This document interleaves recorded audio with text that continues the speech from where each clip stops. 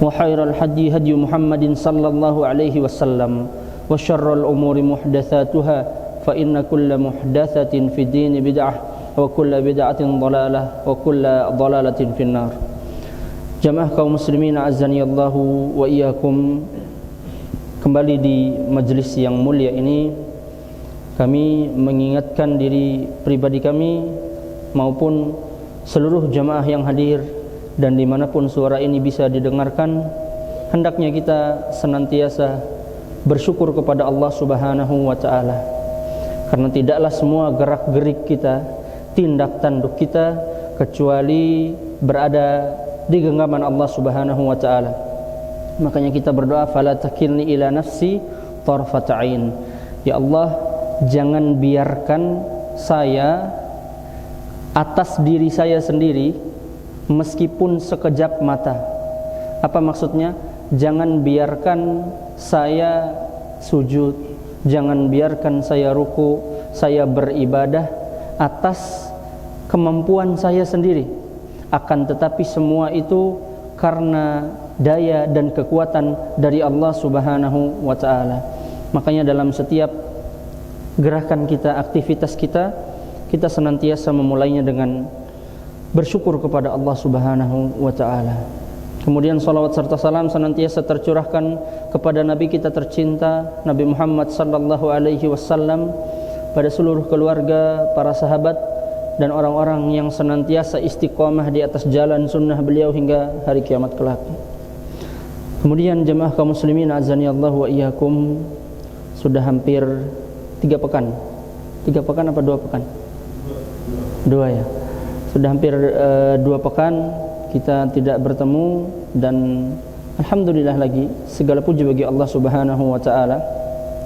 Alhamdulillahilladzi bi ni'matihi tatimmus shalihat. Kita kembali dipertemukan oleh Allah Subhanahu wa ta'ala di tempat yang penuh berkah ini, di majlis yang mulia ini, insyaallah ta'ala majlis yang dinaungi oleh para malaikat, kemudian majlis yang semoga orang-orang yang duduk di dalamnya Allah sebutkan nama-nama mereka di hadapan para penduduk langit.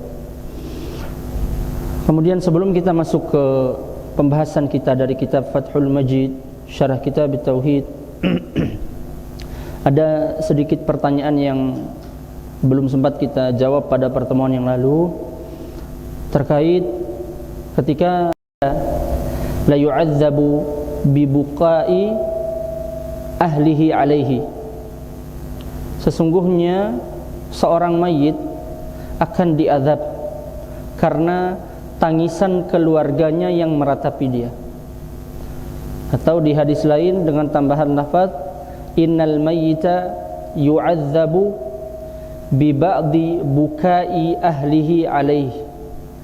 Sesungguhnya mayit akan diazab karena sebab sebahagian dari tangisan keluarganya yang meratapinya. Maka dalam hal ini hukum asalnya dijelaskan oleh para ulama bahwasanya manusia tidak menanggung dosa manusia yang lain kalau dia tidak mengajak. Hukum asalnya seseorang itu menanggung dosa yang dia perbuat sendiri. Allah Subhanahu wa ta'ala berfirman, alla taziru waziratu wizra ukhra. Seorang manusia itu tidak akan menanggung beban atau tidak akan menanggung hukuman dari dosa orang lain. Seseorang akan mendapati apa yang dia usahakan. Namun hadis Nabi sallallahu alaihi wasallam ini menjadi warning bagi kita, bahwasanya para ulama menjelaskan kapan kondisinya mayit itu disiksa. Ketika keluarganya meratapinya, jumhur mayoritas ulama mengatakan bahwasanya mayit itu disiksa ketika keluarga yang meratapi mayit tersebut menangisinya atau melakukan hal-hal yang dilarang, seperti yang kita contohkan pada pertemuan yang lalu. Keluarganya nampar-nampar pipi, ada yang berteriak-teriak, ada yang sobek-sobek baju, Inilah tangisan-tangisan yang bisa menjadi sebab disiksanya si mayit.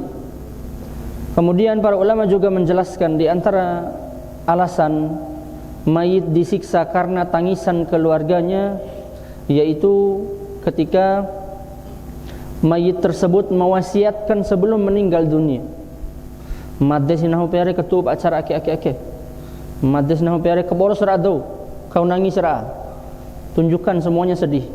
Bahkan di beberapa daerah itu disewa orang-orang biar nangis. Bahkan di beberapa budaya, di keyakinan-keyakinan agama tertentu, mereka menyewa jasa orang-orang yang jalan di depan mengiringi mayit. Kemudian orang di depan itu tugasnya harus nangis, meskipun gak ada hubungan keluarga sama mereka. Nah, yang seperti inilah yang berpotensi menjadikan si mayit itu diazab, disiksa dalam kuburnya karena ratapan keluarganya. Namun kembali kita jelaskan, hukum asalnya seseorang itu tidak menanggung dosa orang lain selama dia tidak mengajaknya. Akan tetapi dalam hal ini, ketika dia misalnya biarkan keluarganya jahil dalam masalah ini, tidak pernah dia ingatkan keluarganya ketika dia sudah tahu bahwasanya kematiannya sudah dekat, namun dia biarkan keluarganya meratapinya, dia biarkan keluarganya berlarut-larut dalam kesedihan sampai dia meninggal dunia, tidak pernah diajarin keluarganya, maka inilah yang dikhawatirkan terkena sabda Nabi SAW tersebut. Jadi kalau ditanya ada enggak dalilnya, ada. Hadisnya jelas dari Nabi SAW, dua riwayat tadi, bahwasanya sesungguhnya mayit itu akan diazab karena sebahagian tangisan keluarganya terhadap dia, tangisan meratapi. Berarti enggak boleh nangis dong, Ustaz. Hadis ini tidak menjadi larangan menangisi orang yang meninggal dunia, sebagaimana banyak riwayat lain yang menunjukkan bahwasanya Nabi SAW ketika anak beliau meninggal dunia, beliau menangis, meneteskan air mata, dan beliau bersabda, sesungguhnya mata itu akan mengeluarkan air mata. Jadi sudah menjadi fitrah manusia, sudah menjadi naluri manusia, ketika ada yang meninggal dunia menangis. Bukan berarti dia tidak sabar. Kalau dia tidak sabar, maka dia akan melakukan hal-hal yang dilarang, seperti menampar-nampar pipi, melempar barang-barang yang ada, bahkan sebahagian ada yang mukul orang-orang di sampingnya, seperti orang-orang yang kesurupan karena ditinggal oleh keluarga yang sangat dia cintai. Wallahu ta'ala a'lam. Dan insyaallah kita lanjutkan pembahasan kita dari kitab Fathul Majid, dan kita sudah sampai ke bab ke-35, yaitu tentang bersabar atas ketetapan Allah Subhanahu wa ta'ala.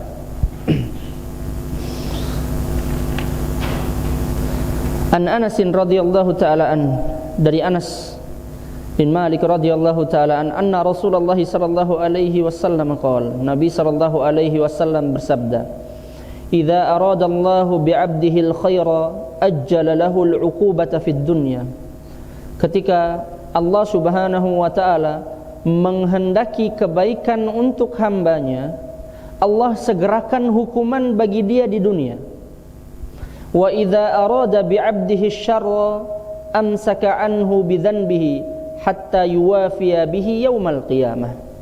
Dan jika Allah Subhanahu wa ta'ala menghendaki keburukan bagi hambanya, Allah biarkan dia dengan dosa-dosanya sampai dia menerima semua akibat dari dosa tersebut di hari kiamat. Hadis yang mulia ini sekaligus sebagai berita gembira bagi semua saudaraku-saudariku kaum muslimin yang sedang ditimpa oleh musibah. Selama kita yakin semua musibah yang menimpa kita adalah dispensasi dari Allah Subhanahu wa ta'ala. Kenapa dispensasi? Karena Allah segerakan hukuman di dunia Artinya ketika Allah sudah segerakan hukuman di dunia, enggak dihukum lagi di akhirat untuk dosa tersebut. Maka semakin banyak musibah yang menimpa seseorang dan dia sabar atas musibahnya, semakin banyak penggugur dari dosa-dosanya. Di hadis yang sudah sering kita dengar bahwasanya seorang mukmin, bahkan sebuah duri yang menusuk kakinya, kemudian dia merasakan sakit dari duri tersebut, itu pun sebagai penggugur dosa-dosanya. Jadi sekecil apapun musibah dan sebesar-besarnya musibah, itu adalah kebaikan yang Allah Subhanahu wa ta'ala segerakan untuk kita. Kalau misalnya Allah tidak timpakan musibah itu kepada kita, maka kena kita kondisi yang kedua. Apa kondisi yang kedua?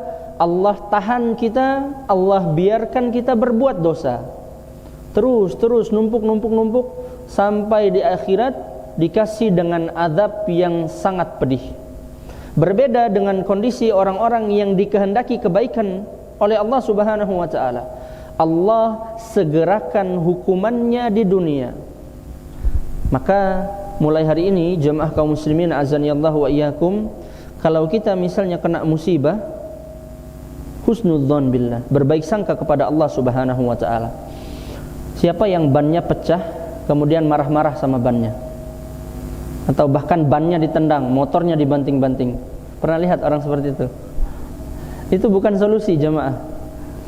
Atau ada orang pakai laptop, kemudian laptopnya hang, rusak, akhirnya laptopnya dibanting. Itu solusi atau bukan? Bukan solusi. Justru kalau dia mau ubah mindsetnya, pola pikirnya, ketika misalnya ban motornya pecah, kemudian dia berbaik sangka kepada Allah Subhanahu wa ta'ala, lalu dia mengatakan dalam hatinya, Allah sedang menyegerakan hukumannya untukku, sehingga di akhirat hukuman yang harusnya berhak ku terima, Allah kurangi hukuman tersebut. Allah segerakan hukuman itu untukku di dunia.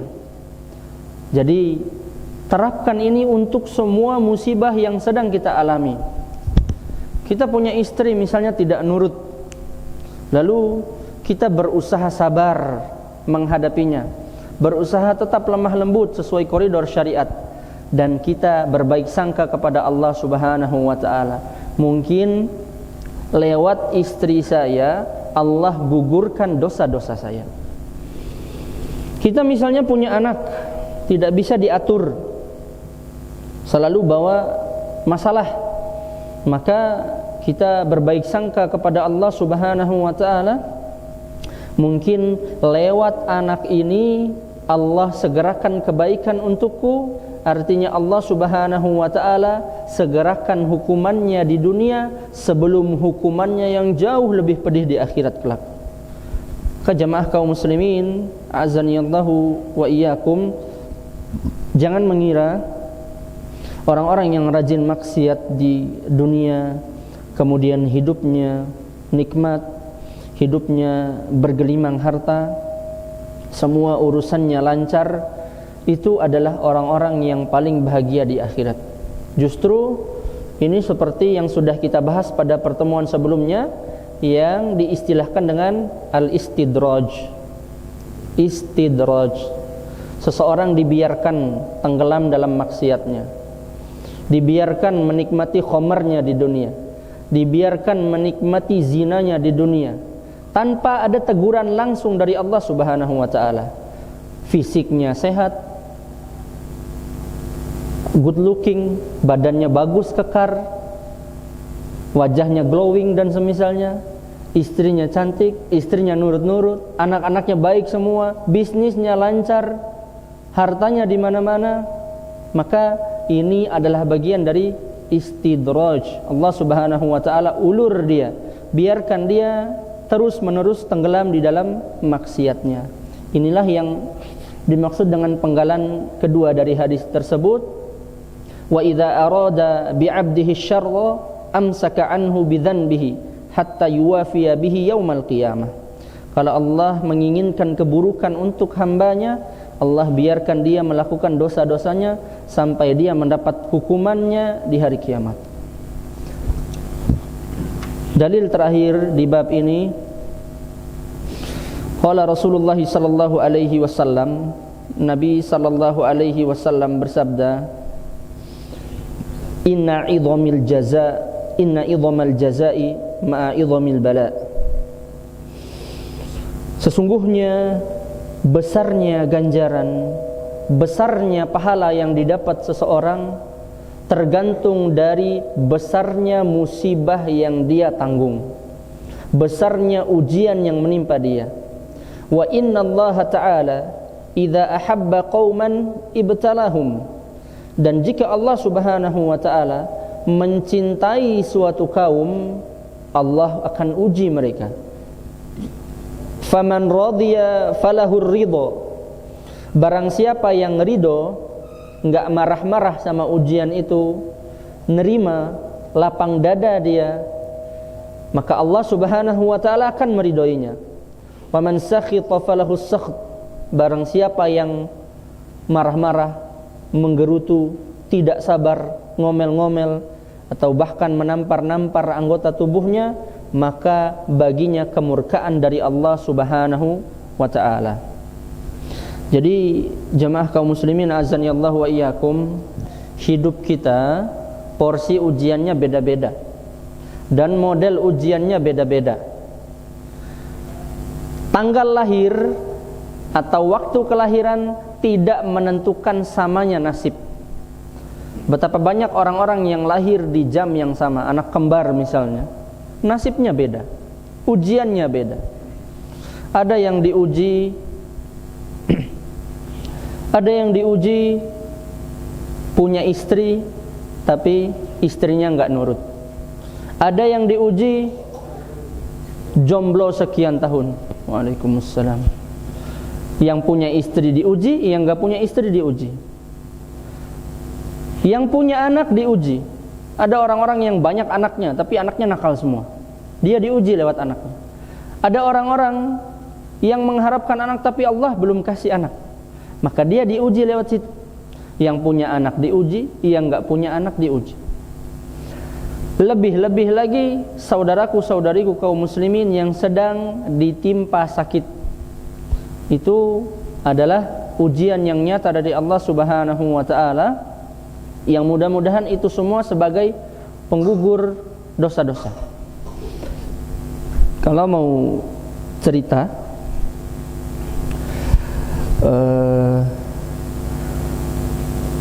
kita pernah ketika di Jakarta kemarin, pernah anak cerita kalau nggak salah, ada satu keluarga yang anaknya ini privat sama kita. Kemudian karena seringnya berinteraksi, akhirnya keluarga ini konsultasi. Awalnya mereka konsultasi tentang anaknya. Pak, anak saya ini maunya keluyuran terus, maunya main di luar terus, nggak betah di rumah. Apa solusinya Pak ya? Solusi yang kita tawarkan ketika itu solusi yang anti mainstream. Kita bilang, sudah pernah diruqyah anaknya? Hah? Masa diruqyah Pak? Iya. Diruqyah itu bukan hanya untuk orang-orang yang kesurupan, kesambat jin dan semisalnya. Dan benar ketika itu kami ruqyah anaknya, dan saat itu dia masih kelas 3 SD. Muntah-muntah ketika diruqyah sampai 2 kali. Pekan depannya ketemu lagi. Orang tuanya cerita sambil senyum-senyum, Pak, alhamdulillah anak saya udah gak minta keluyuran lagi, sudah lebih betah di rumah setelah muntah-muntah kemarin.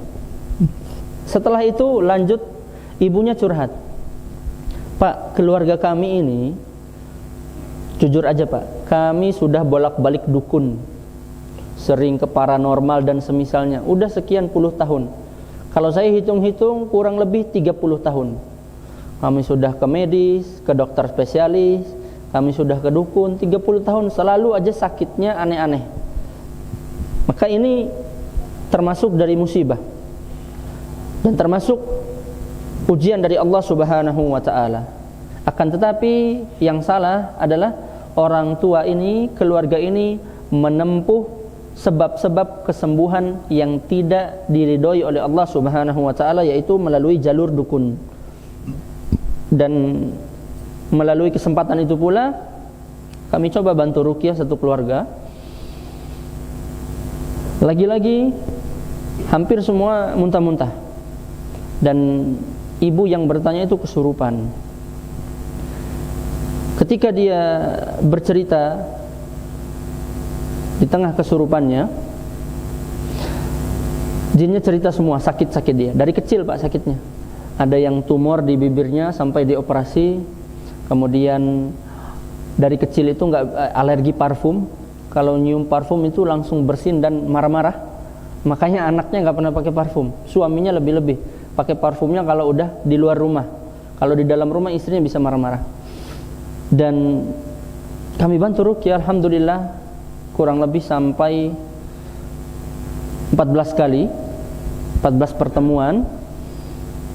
Dan kemarin kami berkunjung lagi ke rumah tersebut di Jakarta. Dan dia cerita, alhamdulillah setelah kami mengenal ruqyah, kami mulai sering ruqyah mandiri. Dan setiap sakit kami nggak mikirnya obat. Kalau dulu sakit, auloin ke, langsung di dokter. Tapi kalau sekarang sakit, ayo kita ruqyah. Istri sakit, suami yang ruqyahin. Suami sakit, istri yang ruqyahin. Nenek sakit, cucunya yang ruqyahin. Saling meruqyah. Maka inilah yang disyariatkan. Jangan sibuk cari peruqyah juga. Keluarganya harus saling meruqyah. Dan mereka cerita 30 tahun itu kami punya lemari obat khusus. Obat ini buat anak saya, obat ini buat saya, ini buat suami saya. Oh, kalau mama saya biasanya sakit ini, obatnya ini. Satu lemari penuh sama obat. Dan dari beberapa rak obat itu hampir semua dibuang. Maka ini juga adalah bagian dari ujian yang Allah Subhanahu wa taala berikan. Kalau misalnya ujian itu diberikan ke kita, belum tentu kita mampu sabar sebagaimana sabarnya orang itu. Dan Allah kasih porsi ujian sesuai dengan porsi sabar kita. La yukallifullahu nafsan illa wus'aha. Allah enggak akan kasih ujian, beban yang di luar kemampuan seseorang. Kita sering analogikan, kalau misalnya sabar seseorang itu nilainya 85, tidak mungkin Allah kasih ujian yang bobot sabarnya 90. Paling tinggi Allah Subhanahu wa taala akan kasih ujian 85. Atau biasa di bawah itu. Jadi kita kurang setuju dengan perkataan orang-orang, misalnya ketika ditimpa musibah lalu dia marah-marah, dinasihatin sabar. Sabarkan ada batasnya. Kemudian dia marah-marah. Ini juga tidak benar. Allah kasih porsi ujian itu karena Allah tahu kita mampu melaluinya. Dan cerita lagi tentang keluarga itu yang luar biasa sekali ujiannya. Kemudian kita nasihatin untuk meninggalkan perdukunan. Kita nasihatin untuk meninggalkan klinis-klinis dan semisalnya. Beberapa hari sebelum kami ke Jakarta, beliau cerita. Jadi neneknya itu pakai cincin emas kiri kanan satu-satu, kemudian ada kalung emas. Suatu ketika lagi di depan televisi, rebahan, antara sadar dan tidak sadar, cincinnya itu lari keluar gini. Dia nggak lihat Pak, tapi lari keluar begini. Tiba-tiba cincinnya di tengah ini. Itu neneknya serius sekali cerita. Sampai matanya tuh terbelalak. Saking nggak nyangkanya, kok bisa cincin yang jelas-jelas dipakai di jari bisa keluar masuk ke tengah, dijepit begini. Kemudian selang beberapa waktu lagi duduk di kursi, lagi agak ngantuk-ngantuk, tiba-tiba kalung yang dipakai itu langsung copot. Aneh, ajib. Kemudian dia cerita, satu cincinnya sudah hilang Ustaz. Satu cincinnya sudah hilang. Lagi bersih-bersih rumput, padahal dipakai, tiba-tiba setelah bersih-bersih rumput jatuh hilang. Enggak kedeteksi sama sekali. Dan ini juga ujian dari Allah Subhanahu wa taala. Allah ingin melihat, Allah bisa jadi Allah hapuskan dosa-dosa mereka, dosa-dosa mereka yang dulu percaya dengan hal-hal seperti itu. Allah segerakan hukumannya di dunia. Ketika Allah Subhanahu wa ta'ala menginginkan kebaikan untuk mereka, Allah uji terus. Bahkan sampai sekarang mereka masih diuji dengan sakitnya itu, masih dikirimin terus. Lalu kembali ke cerita kisah emas tadi. Kemudian kita coba ruqyah nenek tersebut di tempat hilangnya cincin itu. Kesurupan jemaah. Jadi yang masuk itu ternyata jin anak-anak. Kalau di film biasanya apa? Jin anak-anak. Tuyul, botak. Tapi kalau di dunia mereka, menurut penuturan mereka, sebenarnya nggak kayak yang di film itu, botak pakai pampers terus pucat, enggak. Kayak anak-anak biasa, lari-lari biasa. Kemudian dia sangat ketakutan ketika diruqyah, langsung dia bilang, sudah saya kasih bosnya cincin. Jadi memang di sekitar rumah itu ada orang-orang yang sudah terkenal dengan pesugihannya, dan model-model pesugihan seperti ini masih banyak jemaah. Kami pernah di lemari itu ada kotak uang, digulung sejuta pakai karet. Ketika ada waktunya mau dipakai, kami keluarin sejuta kurang selembar, sejuta kurang selembar, sisa 900. Kami cerita ke Umi, masa sih hilangnya selembar-selembar? Kalau ada maling kan harusnya diambil semua. Ternyata Umi juga sering begitu. Umi cerita lagi ke nenek juga sering begitu. Maka hal-hal yang semacam ini masih banyak di sekitar kita. Jangan mengira, oh sekarang zamannya 5G Ustaz, masa sih ada yang masih melihara tuyul? Antum gak lihat saja. Kalau antum lihat, penuh, banyak. Tapi bersyukur antum gak lihat. Kalau antum bisa lihat, nanti hidupnya bisa stres. Seperti sebagian orang-orang indigo, banyak yang stres karena bakat-bakat mereka. Ala kulli hal, itu semua adalah ujian. Model ujian orang tuh beda-beda, Pak. Saya cerita istri saya tadi malam, jam 12 malam itu rusuknya sakit, tapi dia gak berani bangunin saya. Paginya baru cerita, tulang rusuknya itu sakit.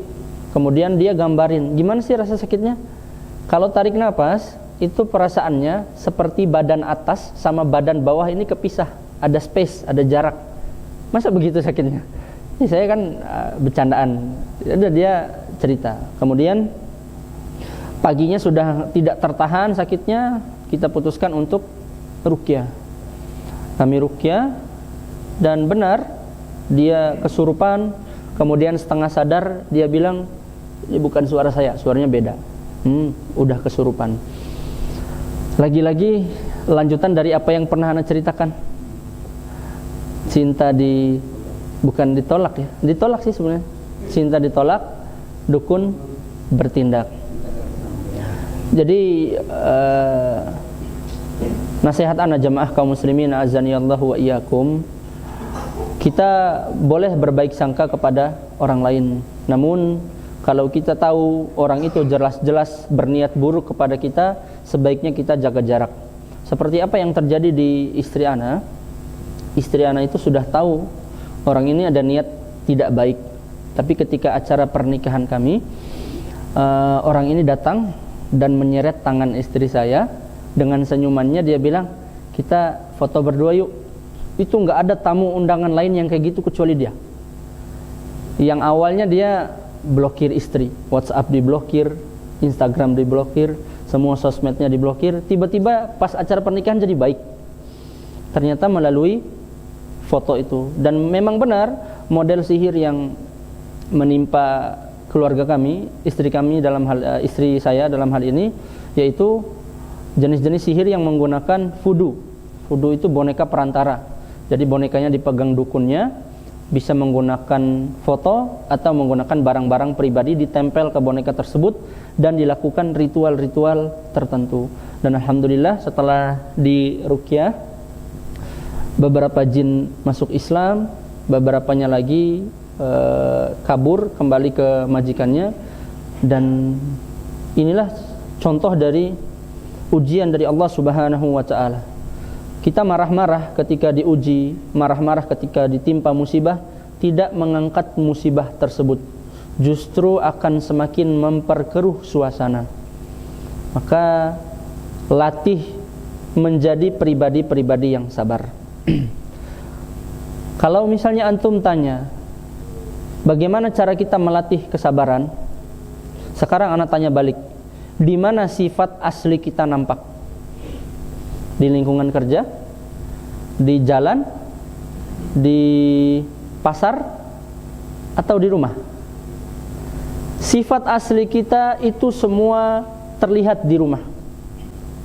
Kemudian sifat asli kita akan terlihat kepada orang-orang yang paling dekat sama kita. Siapa orang-orang yang paling dekat sama kita? Orang tua.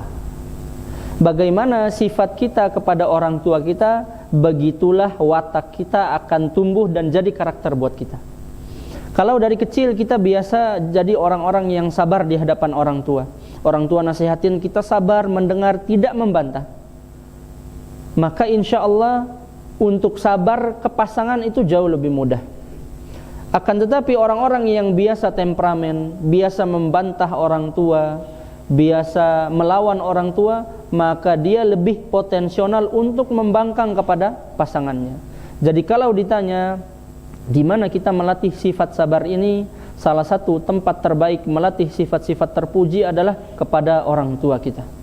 Kalau kita mau jadi orang-orang yang supel, supellah sama orang tua kita. Teman-teman banyak yang supel ke temannya, tapi sama orang tuanya cuek seperti bebek. Teman-teman banyak yang mampu sabar ke tetangganya, sabar ke orang lain, tapi sama orang tuanya temperamen. Jadi tempat kita melatih sifat-sifat terpuji itu adalah bagaimana sikap kita kepada orang tua kita. Maka jamaah kaum muslimin azanillahu wa iyyakum, dalam bab ini yaitu bersabar atas ketetapan Allah Subhanahu wa taala.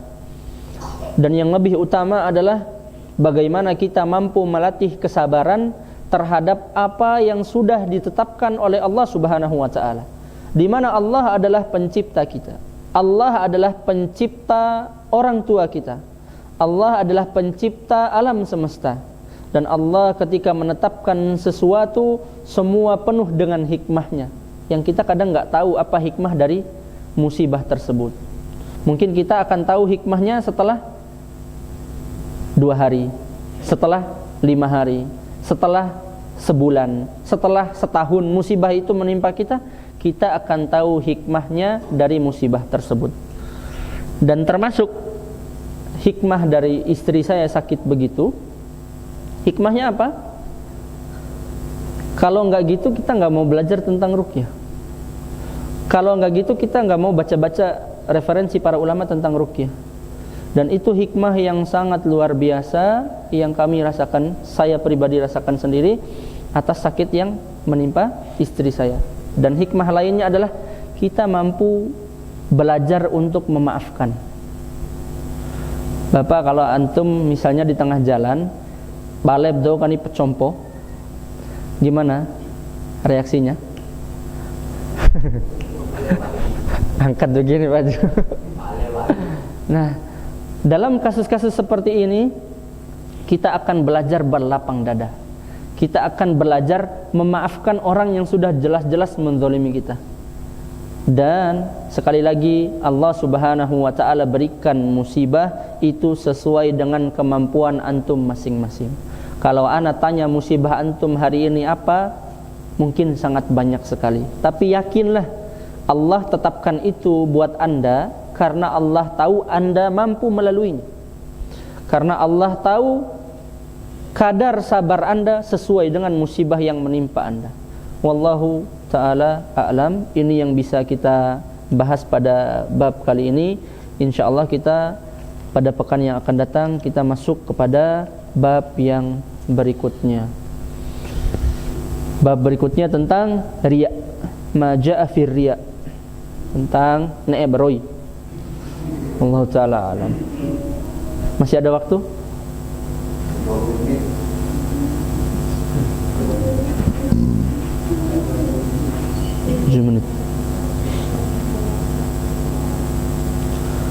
tadi aja jemaah anak telat itu ditelepon di tengah jalan. Tengah jalan buka HP dulu, aduh ditelepon terus. Jadi ada orang Oimbo 60 tahun, bapak-bapak, sakit linglung, kayak orang linglung, tatapan kosong, kemudian nggak bisa tidur. Sudah 2 pekan katanya, sudah ke spesialis sudah Ustaz, ke rumah sakit umum sudah, ke puskesmas sudah, yang belum kemana? Ke psikiater belum. Kemudian bapaknya bilang, tolong ruqyah, cari peruqyah, saya butuh di ruqyah karena anak-anaknya nggak bisa ruqyah. Akhirnya mereka antarkan bapaknya ke rumah. Dari gejala yang bapak tersebut alami, kami kuat dugaan bahwasanya ini salah satu sihir makul dan masyrub, sihir yang dilewat makanan atau minuman, bikin linglung kayak orang gila. Kalau makin minum obat tambah gila, tambah parah karena nggak cocok.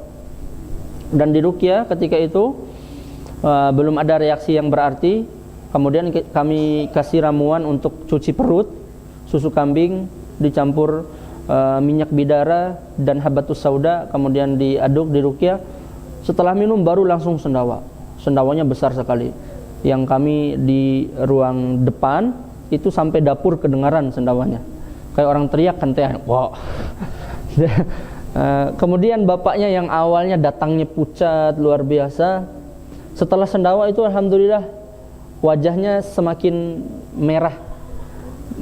Orang kalau habis pucat itu kan tiba-tiba panas tuh merah. Nah itu langsung merah. Kemudian dia langsung bilang ngantuk mau tidur. Dan sekarang orangnya telepon,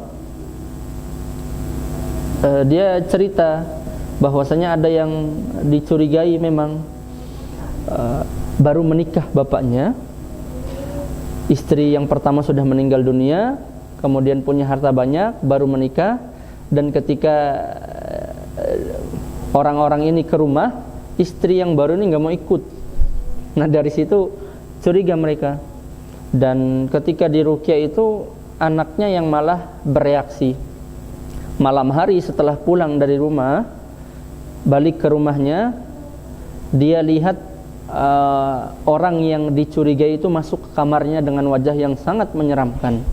Itu yang bikin mereka ketakutan sekarang dan sampai telepon minta ke rumah, sekarang nggak bisa. Jadi jamaah kaum muslimin azanillah wa iyyakum, musibah, ujian kita beda-beda sesuai porsi sabar kita masing-masing. Balil insanu ala nafsihi basirah. Seseorang manusia jauh lebih mengetahui tentang dirinya dibanding orang lain. Antum tahu kadar kemampuan antum, antum mampu sabar. Dan apapun musibah yang sedang antum hadapi detik ini, insyaallah itu musibah yang sesuai dengan kemampuan antum. Tidak ada musibah yang nyasar. Wallahu ta'ala a'lam. Cukup? Azan?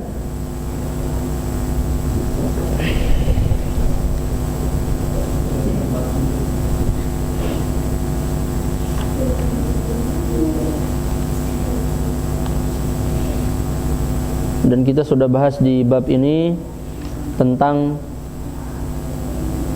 3 jenis kesabaran. Sabar yang pertama, sabar ala taatillah, sabar di atas menjalankan ketaatan kepada Allah Subhanahu wa taala. Sabar yang kedua yaitu sabar meninggalkan maksiat kepada Allah Subhanahu wa taala. Dan sabar yang ketiga yang menjadi pembahasan kita di bab ini adalah sabar terhadap semua ketetapan Allah Subhanahu wa ta'ala. Wallahu ta'ala a'lam. Kalau tidak ada pertanyaan kita cukupkan. Cukup.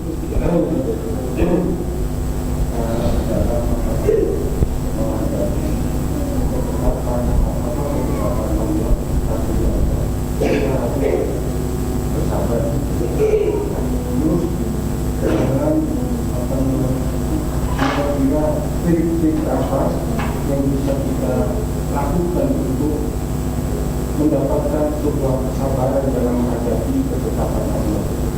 Baik, bagus pertanyaan. Trik-trik apa buat kita agar kita bisa mampu sabar dalam menghadapi ketetapan dari Allah Subhanahu wa taala.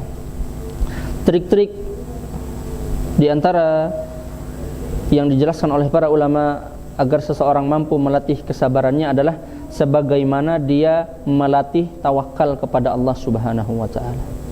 Bagaimana cara melatih tawakal yang sudah pernah kita jelaskan?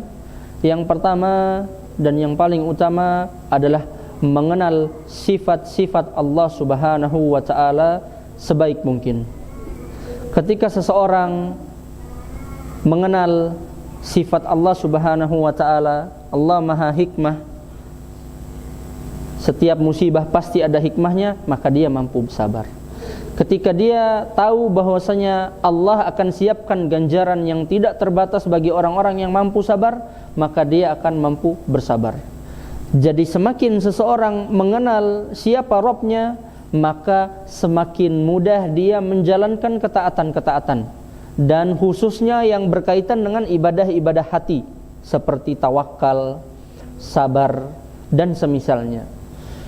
Kemudian tips yang kedua adalah apa yang disabdakan oleh Nabi sallallahu alaihi wasallam di kisah yang sudah kita bahas pada pertemuan yang lalu, ketika Nabi menegur seorang wanita yang meratapi kuburan suaminya. Kemudian wanita itu menjawab, "Kamu tidak tahu apa yang saya rasakan." Lalu Nabi SAW kembali ke rumahnya, dan wanita itu dinasihatin oleh para sahabat, "Tadi yang mengingatkanmu adalah Nabi SAW." Bersegera wanita ini menuju Nabi SAW dan menyampaikan uzurnya. Gunakan untuk kita melatih sabar kita. Innamas sabru inda sodmatil ula. Sesungguhnya sabar yang sejati adalah ketika di hantaman pertama. Apa maksudnya di hantaman pertama? Sabar yang benar-benar sabar, sabar yang paling tinggi derajatnya adalah sabar di awal-awal musibah itu menimpa kita. Dengan cara ini Anda bisa melatih kesabaran Anda. Misal, Anda punya istri yang suka membangkang. Lalu di awal-awal pembangkangan istri, Anda berusaha menahan diri untuk tidak membalasnya dengan amarah. Itu baru sabar yang top. Bukan habis marah-marah, banting kursi, lempar piring, baru elus-elus dada, sabar, sabar, sabar. Itu sabar tapi derajatnya bawah. Derajat sabar yang paling top adalah inda sodmatil ula, di awal benturan musibah tersebut. Jadi dengan itu kita mulai dari hal-hal yang kecil. Belajar sabar di awal-awal musibah.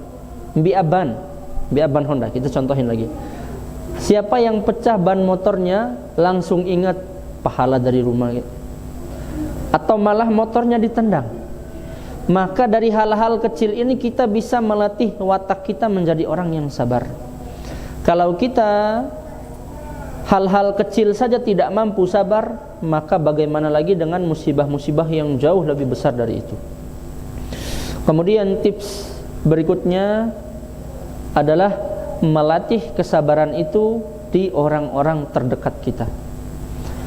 Kalau kita masih punya orang tua, latih sabar kita kepada orang tua kita. Saya udah gak punya orang tua, latih sabar kita ke pasangan kita. Ke orang tua atau ke pasangan itu adalah sifat asli seseorang. Ketika dia mampu mengekang sifat aslinya untuk bersabar, maka ke orang lain jauh lebih gampang dia untuk bersabar. Wallahu ta'ala a'lam. Cukup. Baik, ini yang bisa kita bahas. Kurang dan lebihnya kami mohon maaf. Yang salah dan keliru itu karena kelemahan pribadi kami. Yang benar datangnya dari Allah Subhanahu wa taala. Kita tutup dengan doa kafaratul majlis.